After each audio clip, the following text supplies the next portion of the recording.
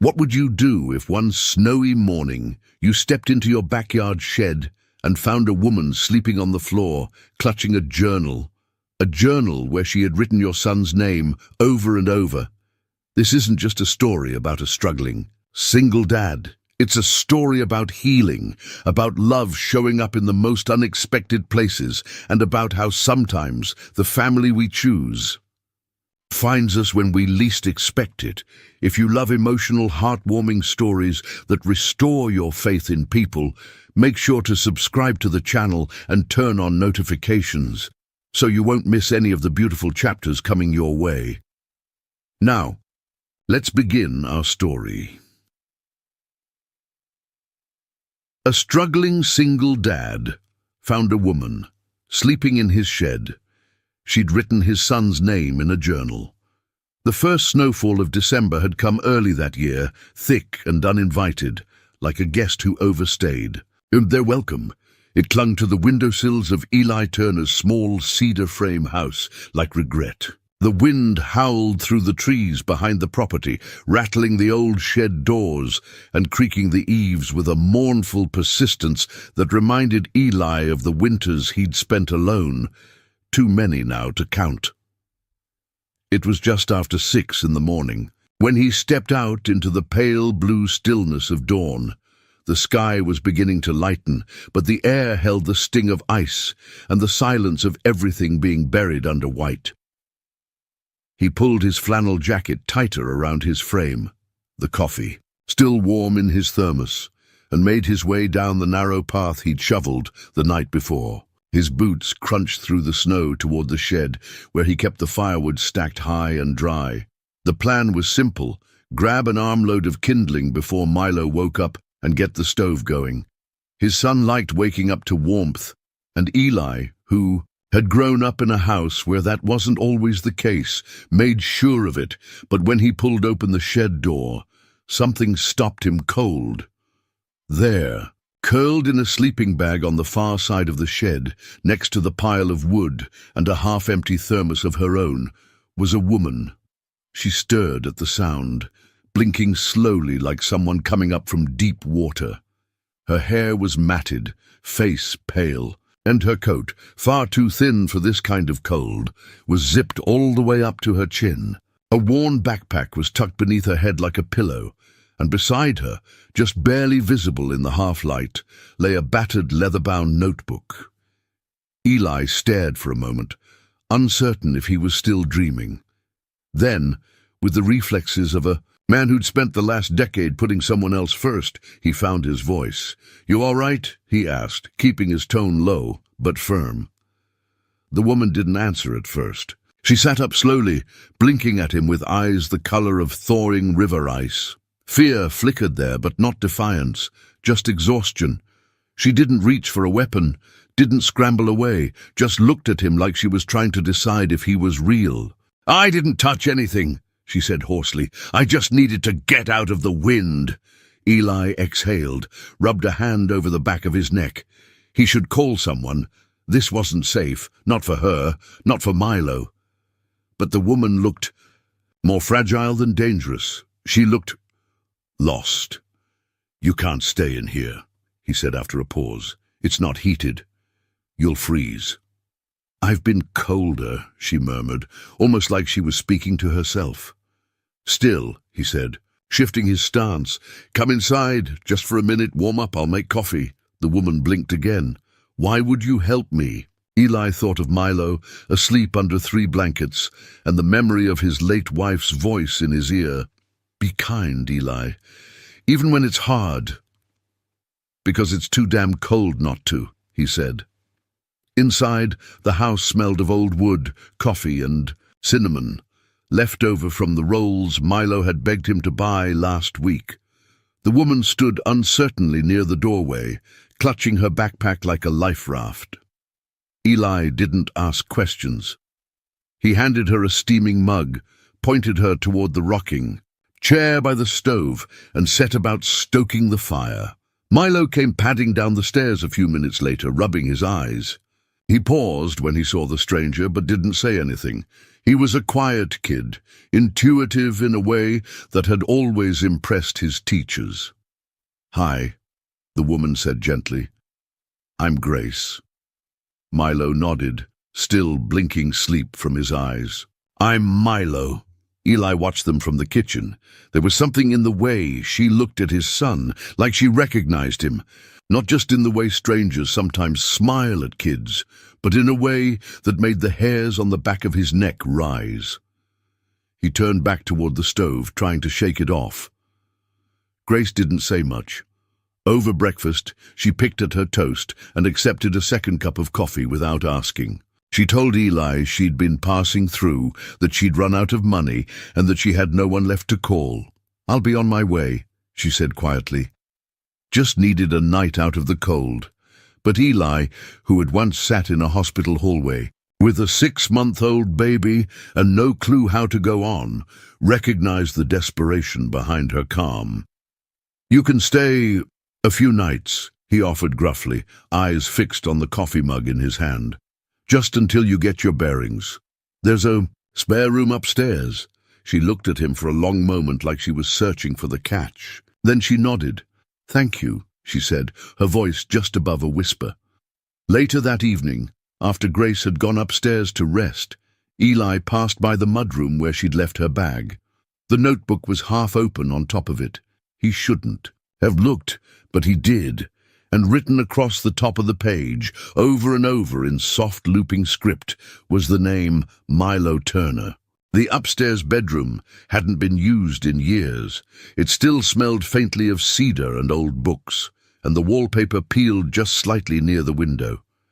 Eli had thrown on a fresh set of sheets before Grace climbed the stairs, but the space remained. What it had always been, bare, functional, impersonal. That night, as snow coated the world in silence, Grace lay awake in that narrow bed with the covers pulled to her chin, the journal clutched to her chest. She hadn't meant for him to see it. She hadn't meant to stay. Downstairs, Eli couldn't sleep either. He sat in the living room long after Milo had gone to bed, the fire throwing shifting patterns of amber across the wood-paneled walls. The name he'd seen scrawled in that journal haunted him. Not just Milo, but Milo Turner, repeated over and over as though etched into her soul. He should have confronted her. He should have asked what she wanted, why she'd written his son's name, why she'd been sleeping in his shed. But the words wouldn't come. And stranger still, a part of him didn't want to know. Not yet. Morning came reluctantly, as if the sun itself was hesitant to rise on the tension lodged between the three of them. Grace was already in the kitchen when Eli came down. Her coat on, hair pulled back neatly. She was sipping coffee like she belonged. "I'll be gone by noon," she said before he could open his mouth. "You don't have to leave," Eli replied, surprising even himself. "It's not like I rent the room." "Out." Grace gave a small, dry smile. "You should be asking questions." "I'd be asking questions." "I am," he said. "Just not out loud." They stood in the quiet for a moment, steam curling up from their mugs like breath in winter air. When Milo came in, hair a mess of cowlicks, Grace greeted him with a warmth Eli hadn't seen in her before. "You like school?" she asked. "Not really," Milo shrugged. "But there's a dog that hangs out by the fence sometimes. I sneak him part of my sandwich." "What kind of sandwich?" "Peanut butter and honey. It's his favorite." She laughed, and something softened in her. "That was my favorite too." Eli didn't miss the flicker in her expression, the way she looked at Milo when she thought no one was watching. It wasn't pity or curiosity. It was deeper than that, familiar even, like memory. Later that day, while Grace was upstairs folding the blanket she'd brought down the night before, Eli stood outside her door. He knocked once, gently. She opened it, guarded. "I didn't steal anything," she said. "I didn't think you did. You looked through my journal." Eli nodded. He didn't lie. "I did." She waited. He didn't ask the question she expected.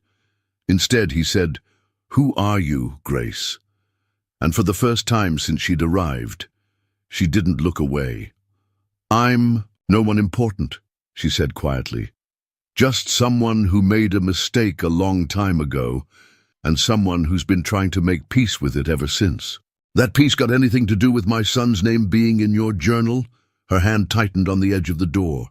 She didn't answer. "Are you here for him?" Eli asked, voice rough, protective. "No," she said quickly. "No. I swear I'm not here to take him or disrupt anything. I just needed to know he was okay, that's all." Eli searched her face. She wasn't lying. He'd spent enough years reading people at their best and worst to know the difference. "You saw the name on the adoption papers," he said slowly. She looked down, ashamed. "I did, and you tracked us down. I didn't mean to come this close, I swear. I didn't expect to see him, to see you, and then the storm hit, and you ended up in my shed." Grace gave a weak nod. "I wasn't planning any of this." Eli exhaled, leaned against the doorframe. "Well, life's rarely planned."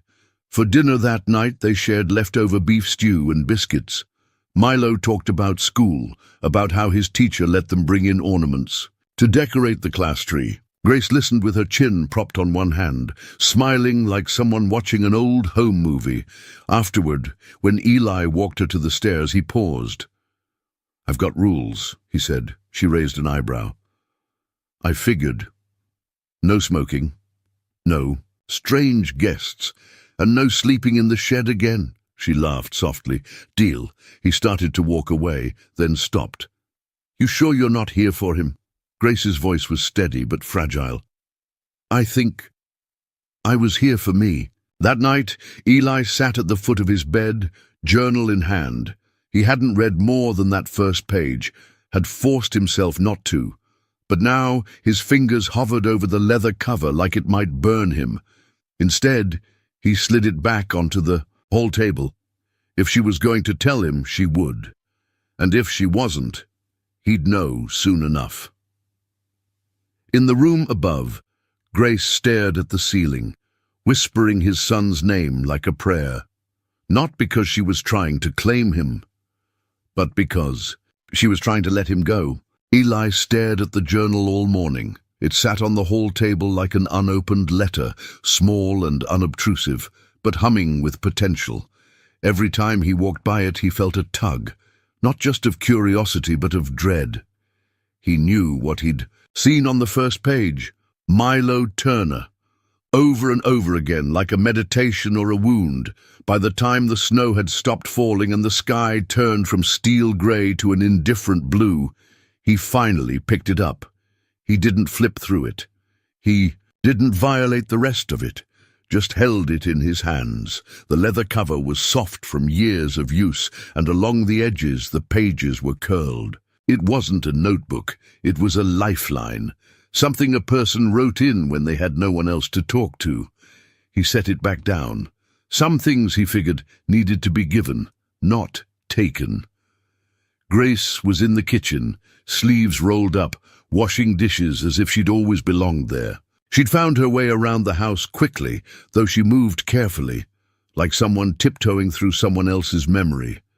Milo was bundled up by the front door, trying to tie his boots. "Can we go sledding today?" he called out. Eli reached for his coat. "Only if you help shovel the walk after."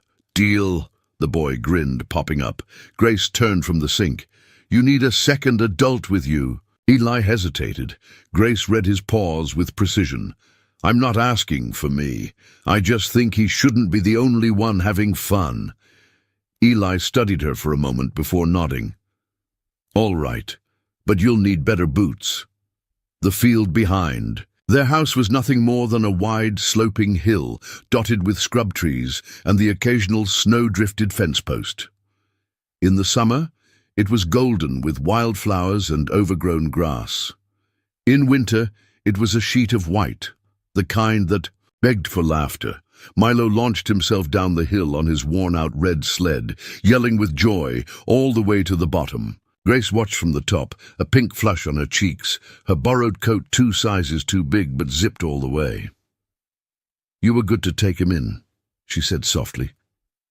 Eli, standing beside her, kept his gaze on the hill. Didn't feel like a choice. He needed someone. And I had room. Grace smiled faintly. That's more than most people can say. A pause. I didn't write his name to scare you, she added. It's just, sometimes when you've lost something, saying its name keeps it close, even if only in your mind. Eli's breath clouded in the air. He's not something, he's someone. I know, Grace said, eyes steady. He's someone I think about every single day. Later that afternoon, while Milo napped in front of the fire, Eli stood in the kitchen drinking coffee. Grace sat at the table, hands wrapped around her mug like it was the only warm thing in the world. You knew he was here? Eli asked finally. She nodded. Not at first. I started with the adoption agency. I didn't ask for names, just confirmation that he'd been adopted, that he was okay. They didn't tell me where, just that he was alive, that he was safe. I should have left it there. But you didn't. Grace looked down. I couldn't. He waited. After the agency, I wrote a few letters. To myself, mostly. I started driving. No destination, just east. Vermont was never the plan. I didn't even know you lived here. Eli folded his arms. So, how'd you find us? Grace hesitated. I stopped at a gas station outside of town. I recognized his name on a flyer, a school fundraiser. Milo Turner, 4th grade. There aren't a lot of Turners here. That's how you ended up in my shed. She nodded, shame washing over her face. I just needed to see him from a distance, but then the snow came and I panicked. Eli didn't speak for a while. The quiet stretched between them, uncomfortable but not cruel. You could have knocked, he said eventually. Grace smiled, tired. I didn't think I deserved to. That night, after Grace had gone upstairs and Milo was asleep, Eli sat alone by the fire. He turned the journal over in his hands again. This time, he opened it to the 2nd page. There were no wild revelations. No master plans, just entries. Some dated back 10 years, one read. He would have been 3 today. I wonder if he has curls. I used to think he would. Another, every year I think it'll hurt less. But I still see him in every brown-eyed boy who laughs like the world can't touch him.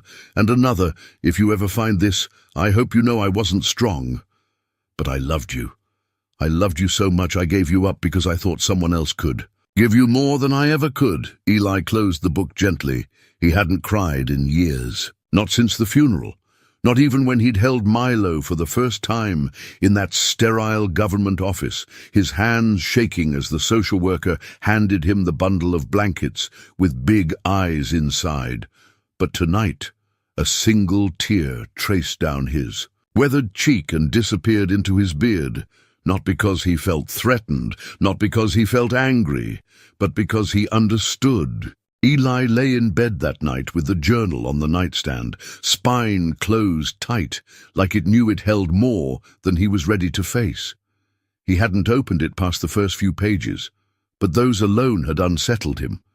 Not just because Grace had written Milo's name, but because of how she'd written it, not like a stranger. Not like someone researching from afar, more like someone grieving something that had once been hers. The wind howled outside the window, rattling the shutters. Beside him the bed was empty. It had been for years, and somehow tonight it felt emptier than usual. The next morning, Eli called out of work for the first time in months, said it was the snow, said the roads hadn't cleared. It wasn't a lie, not exactly, just not the whole truth. Milo was at school. Grace was in the kitchen, humming softly, kneading bread again, like it was the only thing keeping her from floating away. Eli pulled his coat on, said something about needing to run an errand, and drove into town. He didn't head to the store. He drove to the county office. The building was a squat brick structure with a sagging roof and a front desk manned by a woman named Sandra, who had worked there since dial-up internet. She smiled when she saw Eli. Haven't seen you in a while. Yeah, I'm looking for some records, he said, clearing his throat. Adoption-related. From 10 years ago. Her face shifted just slightly. Not closed, but cautious. Yours? He nodded. My son, Milo. I know it was a closed case. I'm not asking for names or contact info. I need to understand something. Sandra tapped a few keys. You're on the file, so I can pull the general paperwork. You remember the agency? Heartline Family Services. That helps. She disappeared into the back and returned 15 minutes later with a thin file folder. No identifying names for the birth mother, like you said. But there is a note. Eli looked up. It's from the intake report, she explained. Some cases the birth mother leaves. A letter. Not often, but sometimes. This one didn't leave a letter, but she left a name. For him, Eli swallowed. Milo. Sandra nodded. It's written here, under preferred name if allowed. She wrote Milo, because it means merciful. He closed his eyes. She never asked for updates, never reached out after placement, but that name, she gave it. He nodded once, taking the folder in hand. Thanks, Sandra. Eli sat in the truck for a long time after that. He didn't cry. He didn't rage, but he did stare out at the snowy parking lot, heart heavy with something he couldn't name. A mix of guilt, confusion, and an aching kind of understanding. Grace hadn't come here to steal anything. She hadn't even come here with a plan. She had given that boy his name, and then she had walked away. What kind of pain did that take? And what kind of woman was she now, that she could sit across the table from that same boy, her boy, and not reach for him? That night, Eli barely touched his dinner.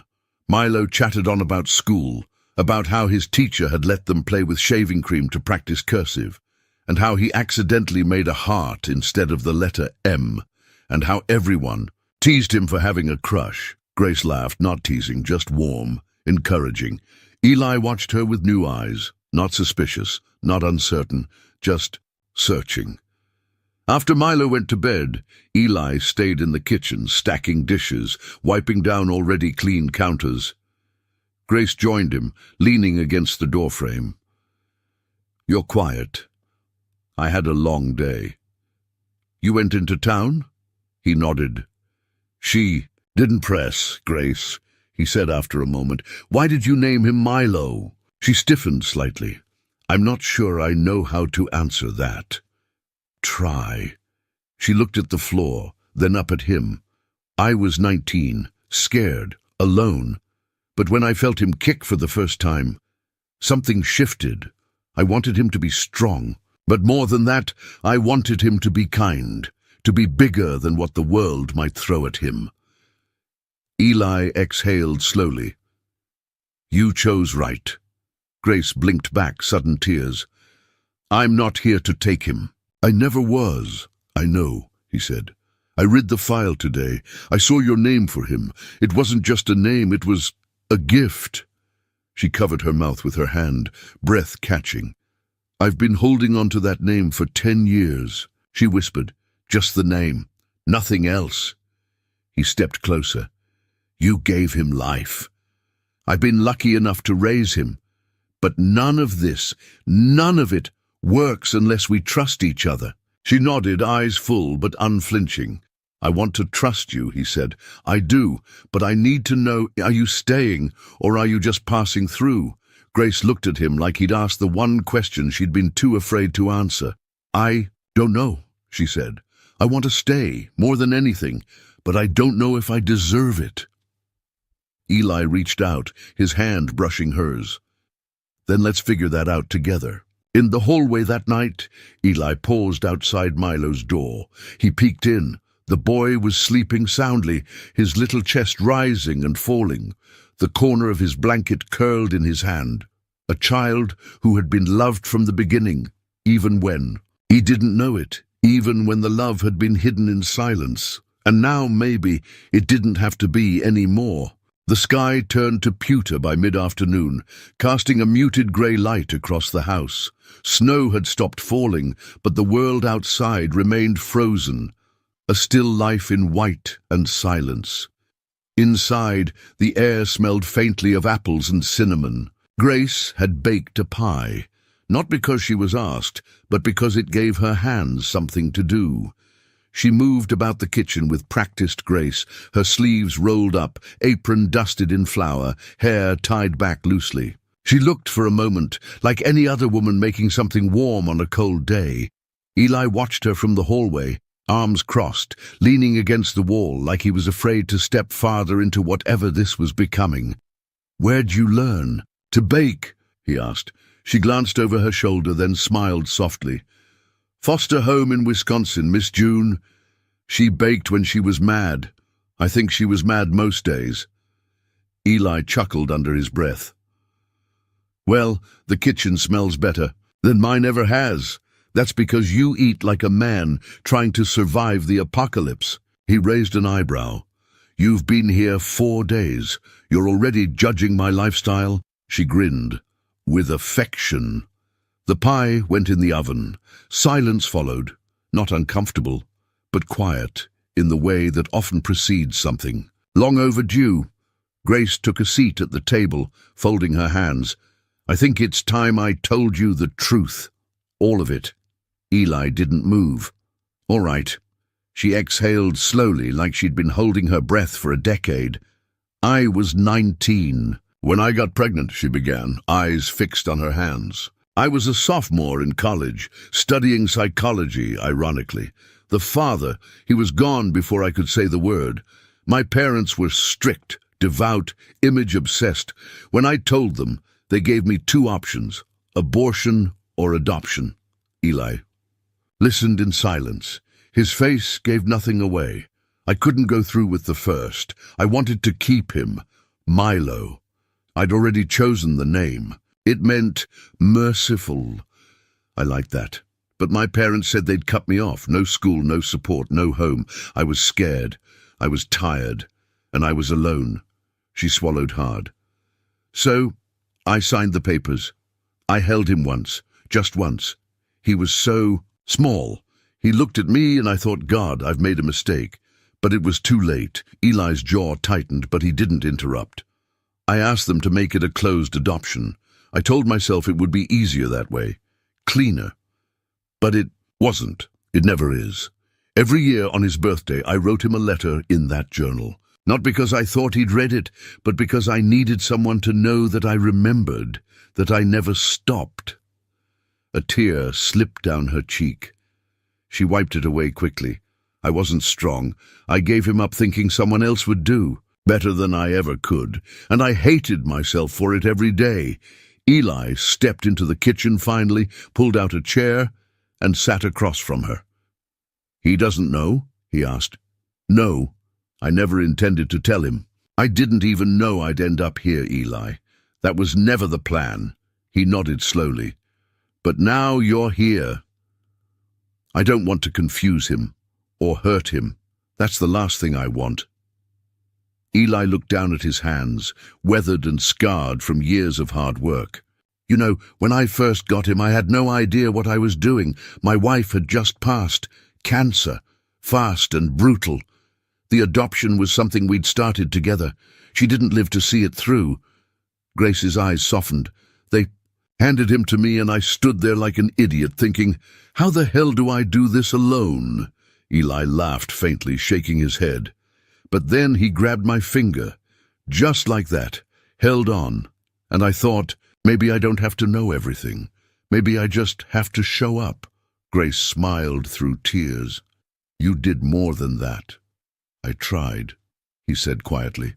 "Still trying." The timer dinged. The pie was done. Grace stood, wiped her cheeks, and took it from the oven.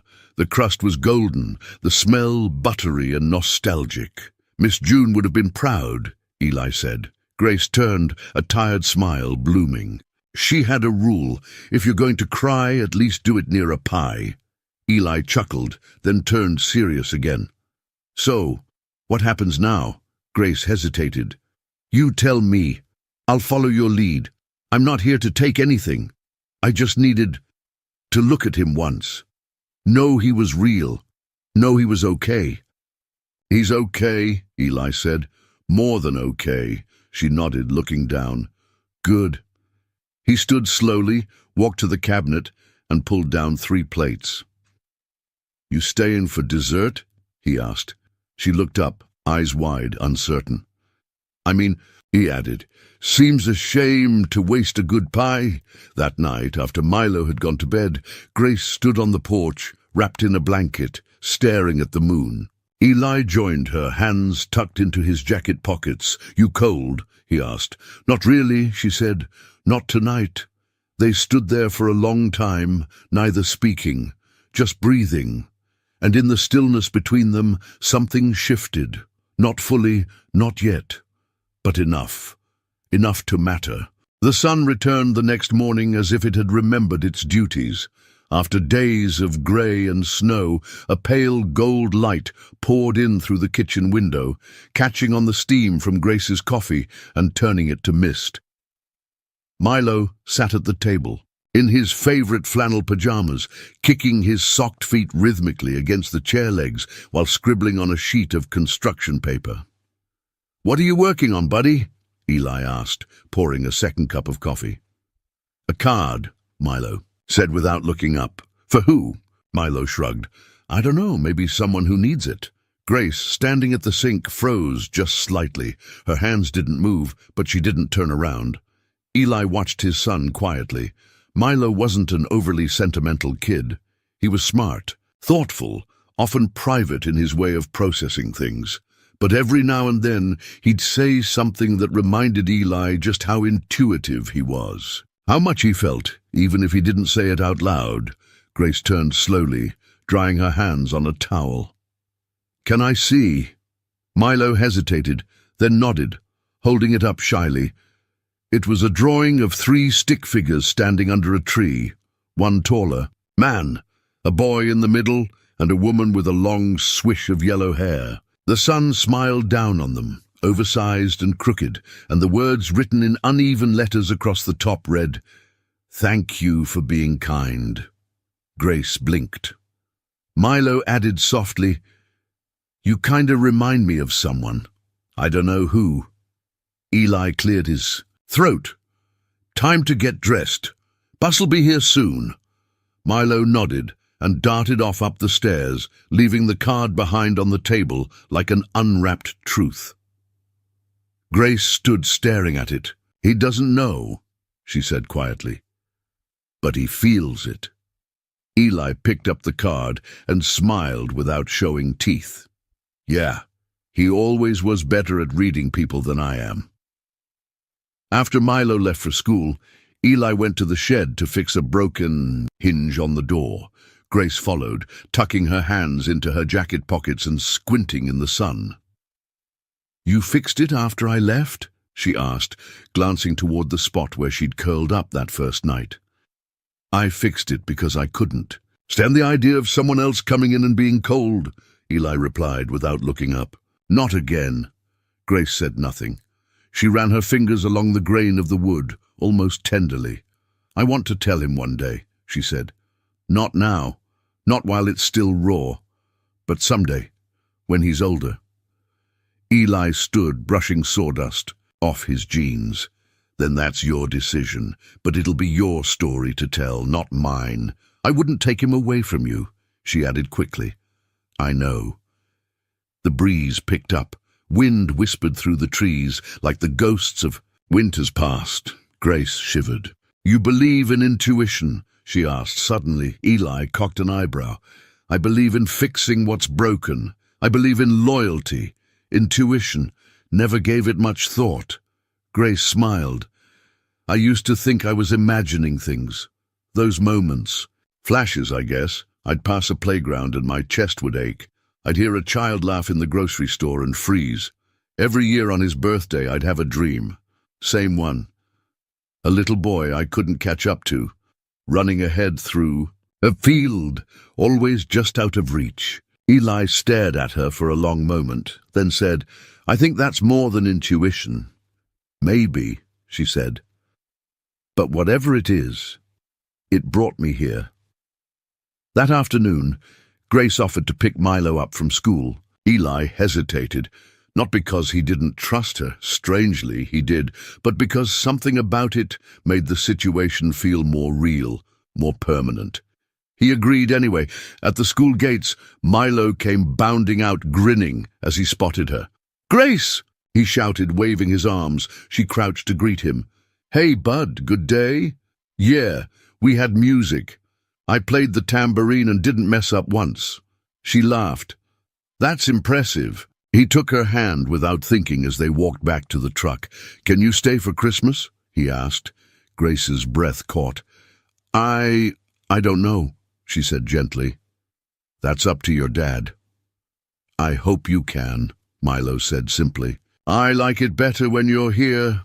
That night, as the snow returned in flurries, Grace sat in the living room flipping through a photo album Eli had pulled from a cardboard box in the closet. "This was his first Halloween," Eli said, pointing to a photo of baby Milo dressed as a bumblebee, frowning at the camera. Grace laughed softly. "He hated the hat, didn't he? Ripped it off 5 times before we left the house." Another photo, Milo holding a toy truck, grinning, cheeks red from the cold. Grace's fingers lingered on that one. "I missed so much," she whispered. Eli, sitting beside her, said, "You can still catch up." Grace shook her head. "You don't just walk back into someone's life and pick up where you left off?" "No," Eli agreed, "but sometimes you find a new way forward." Later, when Milo was tucked in bed, he called for Grace softly. She peeked her head in. "Hey, need something?" He looked up, blinking sleepily. "Will you sing again? That song from the other night, the one with the stars." Grace hesitated. "You sang it when we lost power," he added. "I liked it." Her throat tightened. "Of course." She sat on the edge of the bed and began to hum, then sing, soft, careful, like folding a fragile memory into the air. The lullaby was one she'd made up during her pregnancy, back when Milo was only a presence inside her, kicking and quiet and waiting. Milo's eyes fluttered closed. She ran a hand over his hair once. "I think I dreamed that song," he murmured. Grace blinked away tears. "Maybe you did." She sat beside him long after he'd fallen asleep, the tune still echoing in her chest, like something found and forgiven. The following days were filled with small routines that settled over the house like falling snow. Quiet, almost imperceptible, but steady. Grace helped with laundry, tidied the living room, and baked like she had something to prove. Eli didn't stop her, and Milo didn't question it. It was as if, by some silent agreement, she had been folded into the fabric of their lives, a new thread sewn into a familiar pattern.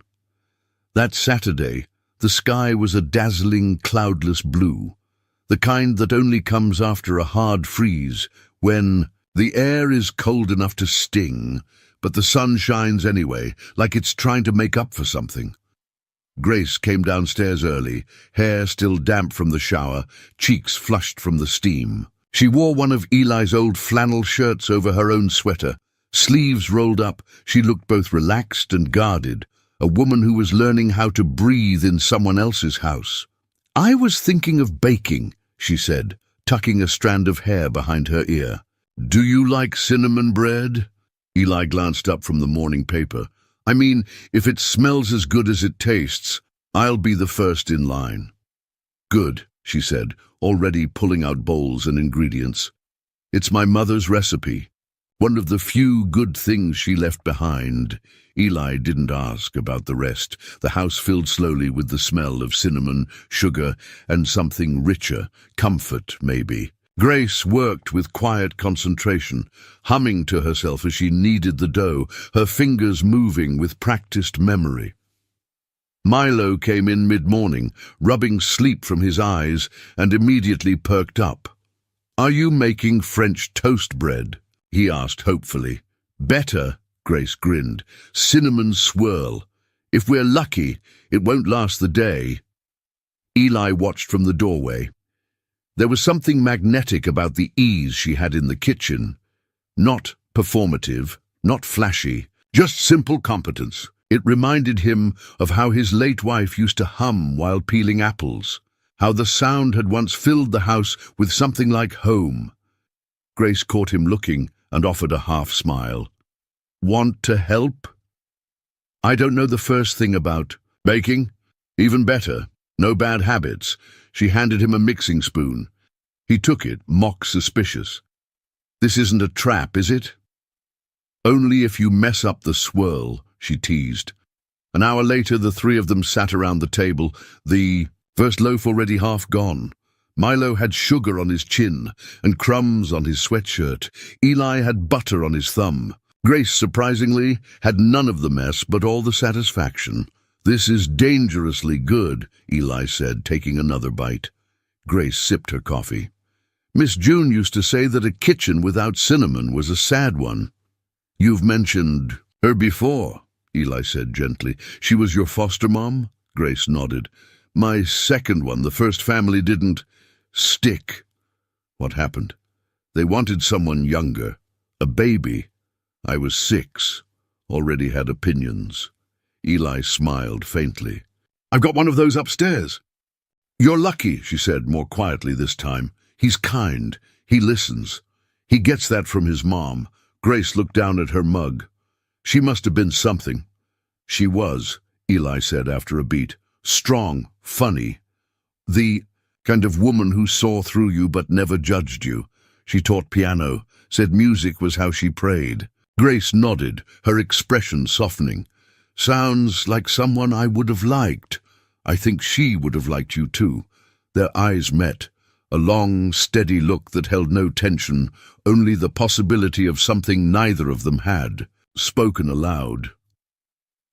Later that afternoon, while Milo was outside building a lopsided snowman, Eli and Grace brought firewood in from the stack behind the shed. They worked in tandem, passing logs back and forth, brushing snow from the pile. The air was crisp, the kind that bit at fingers but left your lungs feeling clean. You always lived in small towns? Grace asked, brushing snow from her sleeves. Mostly. Spent a year in Chicago after high school. Didn't stick. Too much noise. She smiled. Funny. I ran to the city to disappear. Guess I needed the noise. And now I'm learning how to listen again. Eli paused, balancing an armload of firewood. To what? She looked up. To quiet, to stillness, to things that don't shout to be heard. They stood there for a moment, wood between them, breath misting the air. Eli lowered his gaze, cleared his throat. Let's get this inside before we both freeze. That evening, after dinner and hot cocoa, Milo went to bed early, worn out from snowball battles and cinnamon overload. Eli lingered in the kitchen, drying the last of the mugs. Grace stood nearby, folding the dish towel with care. Thank you, he said suddenly. She looked over, surprised. For what? For this. Today. The bread. The stories. Just being here. Grace didn't answer right away. Then she stepped forward, close enough that he could see the faint scar near her eyebrow, the one he hadn't noticed before. I'm grateful too, she said. For you, for him, for the second chance I didn't expect. There was a moment, not dramatic, not cinematic, but real, where it felt like the air shifted between them. A glance held just a beat too long. A breath drawn but not released. Step back first. Good night, Grace. She nodded slowly. Good night, Eli. Upstairs, Grace stood by her window, looking out over the snowy field beyond the backyard. The moon cast long shadows across the ground, stretching like memories toward the tree line. She pressed a hand to the glass and whispered, "Please don't let me break this." Below, Eli sat in the living room, staring into the fire. A half-empty mug of coffee cooling in his hand. He didn't know what scared him more, the warmth that had crept back into his life, or how much he wanted it to stay. The storm rolled in just past midnight, quiet at first. A slow rising wind whispering across the roof, shingles like a warning. By morning, the sky was churning with thick clouds, and by noon, the snow fell heavy, wet and insistent. Eli stood by the front window, arms crossed, watching the world disappear in white. The snowplow hadn't made it up the road yet, and the weather report on the radio used phrases like hunker down and extreme caution. "Looks like we're stuck in for the night," he said, glancing toward Grace, who was wrapping a blanket around Milo on the couch. She smiled. "There are worse places to be." The power flickered twice before noon, then again just after dinner. At 7, the house went dark with a final decisive click. Lights off, heater silenced, refrigerator humming into nothingness. Milo let out a soft, "uh-oh." Eli was already on his feet, reaching for the drawer that held the flashlights. "And candles." "It's all right, kiddo. We've been through worse." Grace stood. "I'll help." Together they lit the candles, stubby wax stumps with mismatched scents. Pine, vanilla, one that smelled vaguely like cinnamon and motor oil. The house glowed in golden pools, the shadows dancing like memories across the walls. The three of them gathered in the living room, bundled in blankets, fire crackling low in the stove.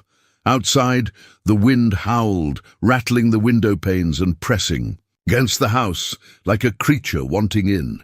Milo was curled up between them, his head on Eli's shoulder, feet tucked under Grace's leg. The closeness wasn't awkward anymore, it just was. "You ever lose power for a long time?" Milo asked, voice muffled in Eli's flannel. "Once," Eli said. "Back when I was a kid. Whole neighborhood went dark for 2 days. My dad made us roast hot dogs in the fireplace. We thought it was the greatest thing ever." Grace smiled. "When I was little, we lost power every winter. I was in a group home then. The caretaker used to tell us ghost stories by candlelight." Milo perked up. "Can you tell one?" Grace laughed. "I think tonight might be scary enough without adding ghosts to it." Milo pouted. "Then a song." Eli glanced at her. Grace hesitated. The fire popped. "All right," she said softly. "One song." She began to hum first, a tune so gentle it barely registered above the wind. Then, with a voice low and warm, she sang a lullaby. The melody was simple, old-fashioned, with a rhythm that swayed like rocking on a porch swing. "Sleep, my darling, stars are high, keep their watch across the sky. Moonlight soft upon your face, hearts like ours leave no trace." Milo's eyes fluttered, lashes trembling, then closed. Eli watched her. Not the way a man watches a stranger, but the way someone watches something they thought they'd never see again. Not exactly love, not yet, but a longing for something close. When Milo had fallen asleep, Grace gently slid a pillow beneath his head and tucked the blanket around his small shoulders. She stood, stretching silently, and walked over to the window. "You made that up," Eli said from behind her. She didn't turn. "I did." "When?" "A long time ago, when I was pregnant. I'd sing it in the car or in the shower. I needed something that was just mine and his." Eli stood slowly. "He remembers it." She turned, brows furrowed. "Last week," Eli continued, "he said you sang a song he'd heard in a dream. That was before you ever sang it here." Grace's mouth opened, then closed. "Sometimes I think kids hold on to things we can't explain," he said. She nodded slowly. "There's a part of me that always hoped that somehow something of me stayed with him. They were quiet for a long time. Outside, the storm raged. Inside, the silence was thick with the weight of unspoken truths." "You're good with him," Eli said at last. Grace looked down. "I don't know if I deserve to be." "You're here. You're kind, you're present," she shook her head. "Being here now doesn't erase not being there then." "No," Eli agreed, "but it counts." Her eyes welled up. "Sometimes I wonder if he would have been better off with someone else entirely. A real family, a mother and father." "You think any of us get it perfect?" Eli asked. "You think I've never wondered if I've done enough? If I've loved him the right way? I lose sleep over that. All the time. She looked at him, startled. He stepped closer. You're not the only one walking around with guilt like a coat, you. Can't take off. She let out a breath. It's heavy. He nodded. Yeah, but it's warmer with two. They both laughed. Quiet, surprised by it. Not because anything was funny, but because it had been so long since anything had felt that light. The candles burned low. The fire sank into embers. Grace sat back on the couch, pulling her knees to her chest. I don't want to leave, she whispered. Eli didn't respond right away. He walked to the window, looked out at the darkened road, then turned back to her. Then don't. It wasn't a plea. It wasn't even a proposition. It was permission. Grace's eyes shimmered in the candlelight, but she said nothing. They sat, in silence, listening to the wind. Outside, the storm began to die. Inside, something else began to settle. Not closure, not certainty, but the beginning of peace. The morning after the storm was impossibly bright. The snow had stopped, the sun had returned, and the world outside sparkled like it had been polished overnight. Inside the house, though, there was a hush that felt less like peace and more like something waiting to break. Grace stood by the window with a mug in her hand, watching Milo shovel the walk. He'd insisted on doing it himself, said he was strong enough now, and he was, mostly. He paused between scoops to toss snowballs at a tree, laughing when they fell harmlessly short. He's going to be okay, Eli said, coming up beside her. No matter what happens. She didn't turn. That's what scares me. Eli glanced at her. Why? Because it means I could leave. And he'd still be okay. He took a breath. Are you planning to leave? She set the mug down. Carefully. I think I should. Why? The word came out sharper than he intended, because I'm blurring lines that aren't mine to cross, because he's growing attached, and so am I. And sooner or later, he'll start asking questions. We're not ready to answer. You think leaving will fix that? Grace shook her head. No, but staying might break something worse. Later that afternoon, Eli went into town for supplies. The roads were finally ploughed, and the grocery shelves were half empty but functional. He didn't rush, didn't dawdle either. Just moved through the aisles with the quiet detachment of someone who had a lot on his mind and not enough clarity to process it all. When he returned home, the house was quiet. Too quiet. Milo was at a friend's for a play date, something Grace had encouraged that morning with forced cheerfulness, and Grace was at the kitchen table, a manila envelope in front of her, unopened. Eli's eyes narrowed. What's that? She pushed it toward him gently. It's the temporary guardianship form. I downloaded it last night. He didn't touch it. I don't understand, he said. I thought if something happened to you, if there was an emergency, maybe you'd want it in place, just for a while, just until you figure out what's next. Eli sat down across from her slowly. This isn't just about emergencies. Grace looked at him, eyes steady. No, it's about being realistic. I'm not his mother in any legal sense. I'm not even family. I'm just a woman who showed up in your shed with a notebook full of guilt. He exhaled, long and quiet. You're more than that. Not on paper. Paper doesn't raise a kid. No, she agreed. But it protects one. They didn't speak again for a while. Not about the paperwork, not about anything that mattered. They made dinner, chili and cornbread, and sat at the table like any other night. But Milo noticed something was different. Are you guys mad? He asked, glancing between them. Nobody, Eli said. Just tired. Grace smiled. We had to deal with boring adult stuff today. Nothing for you to worry about. Milo relaxed. Okay, because I was gonna say, I don't like when the kitchen gets quiet. Feels like something sad is hiding. Eli's chest tightened. Grace reached over and ruffled the boy's hair. Nothing's hiding, kiddo. Promise. That night, after Milo went to bed, Eli stood in the hallway outside Grace's room. Envelope in hand, she opened the door before he could knock. "You're not the only one scared," he said. "I think about what happens if you leave, not just for him, for me." Her breath caught. "I've spent years keeping things steady, predictable, safe, and then you showed up and everything got complicated. I didn't mean to." He raised a hand. "I know, and I don't blame you, but complicated doesn't mean bad. Sometimes it just means real." Grace leaned against the doorframe. "I keep thinking that if I stay, I'll ruin everything, but if I go, I might regret it for the rest of my life."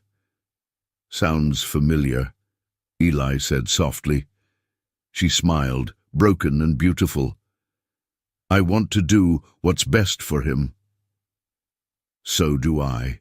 They looked at each other for a long time. Then quietly Grace said, "Will you sign it?" Eli opened the envelope and pulled out the papers. He scanned them, then reached for a pen. "I'll sign it," he said. "But not because I expect something to happen to me, and not because I think you need permission." "Then why?" He met her gaze. "Because he needs all the love he can get, and you have it to give." She blinked back tears. "Thank you." The next morning, Milo found the envelope on the table, tucked neatly beside the salt shaker. He turned to Grace, curious. "What's this?" She hesitated. "Just something for safekeeping." "Is it important?" "Yes," she said, "but not in the way you think." He nodded, like he understood more than she gave him credit for. Then, with a small grin, he said, "Good, 'cause I was afraid it meant you were leaving." Grace's heart ached. She knelt down beside him. "I don't want to leave." "Then don't," he said simply. She pulled him into her arms and held him like something fragile, not because he was, but because her own heart felt like glass. And in that moment, she knew. Leaving wouldn't protect anyone, but staying, truly, staying just might heal them all. The house was quiet on Christmas Eve, the kind of quiet that feels too big for the space it fills. There was no music playing, no cinnamon bread in the oven, no laughter drifting from the living room. The tree stood decorated, soft white lights, twinkling like hopeful stars, but something was missing, not a thing, but a presence. Grace had left that morning. She hadn't said goodbye in the dramatic sense. No tears, no final speech. Just a simple folded note on the kitchen table, weighed down by the ceramic sugar jar. "Eli, thank you for letting me stay. Thank you for your kindness, and for Milo's laughter, and for reminding me that I still have something to offer the world." This was never supposed to be a permanent stop, but it became something I'll carry with me always. If it's meant to be more, I trust that life will find a way to bring us back together. With gratitude, Grace Eli had read the note 3 times. Then once more, slower. He hadn't moved it from the table. He hadn't thrown it away either. He just sat with it like something sacred. Milo hadn't said much. He'd noticed Grace's absence immediately, of course. He wasn't the kind of kid who needed things spelled out. "She gone?" he asked softly. "Yeah," Eli said. "She needed time." Milo had only nodded, quietly retreating to his room. No crying, no tantrum, just silence. That was what worried Eli the most. That afternoon, Eli busied himself with the things that didn't require thinking. Splitting kindling, checking the propane, reorganizing the pantry, as if order in the physical world could compensate for the ache inside him. But nothing filled the space Grace had left behind. Not in the air, not in the boy upstairs, and certainly not in him. Just before dinner, he noticed a sealed envelope on the counter addressed in pencil. To Grace from Milo. The handwriting was careful and slow, the way children write when they want something to matter. Eli picked it up, heart tight in his chest. He tapped gently on Milo's door. "Hey, bud, what's this?" Milo was sitting cross-legged on the rug, coloring. He looked up, expression unreadable. "It's for her. You want me to mail it?" "No," Milo said. "I want you to take it." Eli crouched down. She might not be expecting visitors right now.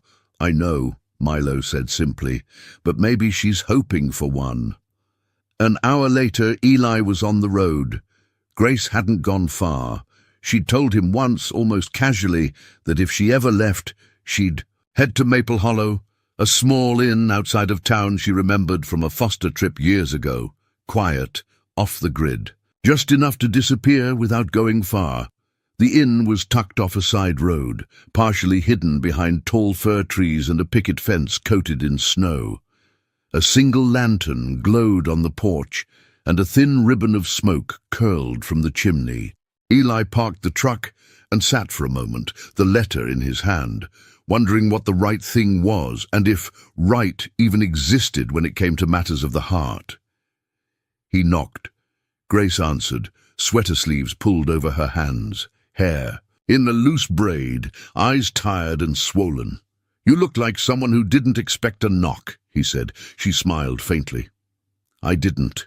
He held up the envelope. "This is from Milo." Her hand trembled slightly as she took it. "You didn't read it? Didn't need to?" She stepped aside. "Come in?" He nodded and entered. The room was warm and dim, the scent of pine and firewood hanging in the air. A single suitcase sat in the corner, unopened. Grace sat on the edge of the bed and opened the envelope with delicate fingers. She read in silence, lips parting slightly as her eyes moved line by line. When she finished, she placed the letter on her lap and pressed a hand to her chest.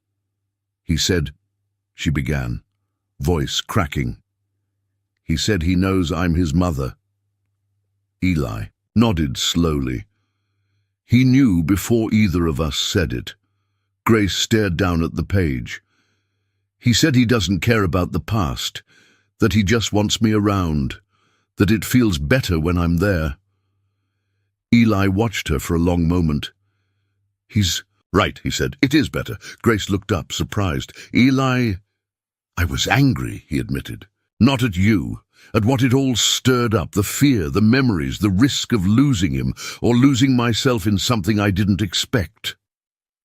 She blinked back tears. "But I've realized something," he continued. "It's not safer to keep your world small, it's just lonelier." Grace stood, crossing the small room, until she stood inches from him. "I didn't come back into his life to take anything from you," she whispered. "I know. I never expected this, you, him, any of it. Neither did I." They stood there, hearts open, walls lowered. "I miss the sound of your voice in my house," Eli said quietly.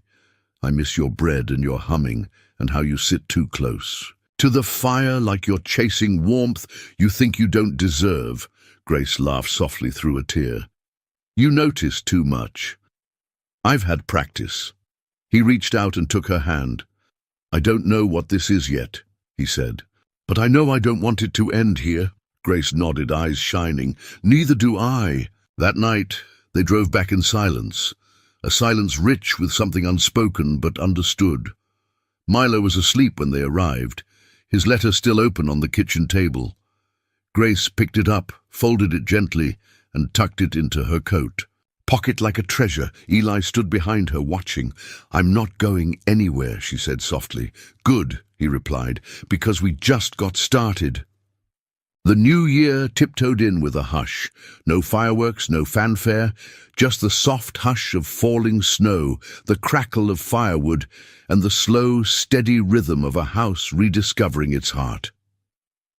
In the days since Grace returned, everything had begun to settle, not back to what it had been, but into something new. Something not yet named, but deeply felt. They didn't talk much about the past. There was no need. The present was full enough. Milo had taken to calling her Grace, though every now and then, when he thought no one was listening, he slipped and said Mom.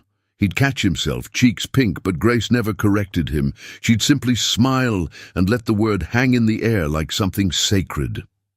One morning, Eli found her in the backyard, bundled in his old parka, standing under the apple tree. The branches were bare but not lifeless. Buds were beginning to form, quiet little promises tucked into the bark. He walked up beside her, hands in his coat pockets. "Thought I'd find you here," he said. Grace smiled without turning.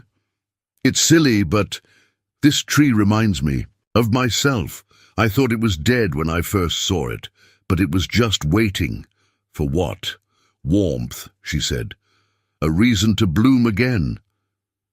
Eli looked up at the gnarled limbs overhead. "It's been here longer than I have. We almost cut it down once. Too much trouble, not enough fruit. And now," he shrugged, "now I think it's earned its place." She turned to him then, snowflakes catching in her hair. "So have I?" He didn't smile. Not exactly, but his eyes softened in that way she'd come to know. "You've always belonged here," he said. "Even when you didn't know it." They never made a grand announcement. There was no dramatic declaration or formal "will you move in" conversation. It just happened. Grace started leaving her books on the end table. Her coat hung on the peg beside Eli's. Her laughter filled the kitchen. Her handwriting appeared on grocery lists and notes for Milo's school. They lived around each other, like two melodies that had found a harmony neither one expected. One Saturday afternoon in March, the town held a small spring festival on the green. Nothing big, just booths with maple syrup, crafts and local music. Milo tugged on Grace's hand. "You have to come. They have the best apple fritters." "I've never had one," she admitted. Eli gasped in mock horror. "You've never had Frankie Mullin's apple fritters?" She raised an eyebrow. "Should I be scared?" "Absolutely," he grinned. The three of them wandered from stall to stall, laughing in the late winter sun. Grace bought a hand-knit scarf for Eli and let Milo eat too much sugar. They listened to a folk trio play old songs that made the older folks sway and the younger ones roll their eyes. And when Eli slipped his arm around her waist as they watched Milo dance in circles, Grace leaned into him like she'd been doing it her whole life. That night, after the dishes were done, and Milo had fallen asleep with a book on his chest, Eli found Grace in the living room, curled up with a blanket. She looked up as he entered. "Do you ever think we got here by accident?" He shook his head. "No, I think we got here by surviving." She tilted her head. "That sounds more painful than romantic." Eli walked over and sat beside her. "Maybe, but I think the most beautiful things in life come from people who didn't give up. On themselves, on each other, even when they had every reason to." Grace rested her head on his shoulder. "Do you still worry?" she asked. "Every day," he said. "But now I worry about things that matter, like whether Milo's happy, whether you've had enough coffee, whether the roof's going to leak when the snow melts." She laughed. "That's love, huh?" He nodded. "Love's not always big gestures. Sometimes it's just showing up. Every single day." Spring arrived in full bloom by mid-April. The apple tree blossomed, white and pink petals, like a celebration written across the sky. Grace stood under it one morning, a mug of coffee in hand, and smiled at the sight of Milo racing across the yard, barefoot, chasing a kite Eli had helped him build. Eli came up behind her, slid his arms around her waist, and kissed the top of her head. "Still think you're leaving someday?" he asked softly. She leaned back into him. "Not anymore," she said. "I found what I didn't even know I was looking for." On the first truly warm day, they set up a small table under the apple tree for dinner, just the three of them. Grace lit candles. Eli grilled chicken. Milo told stories about school that were half truth, half myth, all joy. As the sun dipped below the hills, Eli raised his glass. "To the ones we lost," he said softly, "and the ones we found." They clinked glasses. Grace looked across the table at the boy who had once been her deepest ache, now her daily miracle, and at the man who had stepped into the dark and built a life from scratch. She felt, for the first time in years, whole, not perfect, not without scars, but whole. Years from now, When Milo would look back on his childhood, he wouldn't remember the exact moment Grace moved in, or the first time Eli held her hand. What he would remember was warmth, safety, the smell of cinnamon bread, the sound of a lullaby hummed softly beneath a winter storm. And he'd remember that sometimes family isn't found all at once. Sometimes it arrives in pieces, unexpected, messy, miraculous, and when it does, the only thing left to do is open the door. We'd love to hear from you. Where are you watching from? Let us know in the comments below. Whether you're from a small town like Eli's or halfway across the world, your stories matter too. If this story touched your heart, make sure to subscribe to the channel and tap the notification bell so you never miss the next story filled with hope, kindness, and second chances. Thank you so much for spending time with us today. We hope this story reminded you that no matter how cold the winter, love always has a way of finding its way home. Until next time, take care, stay warm, and be kind.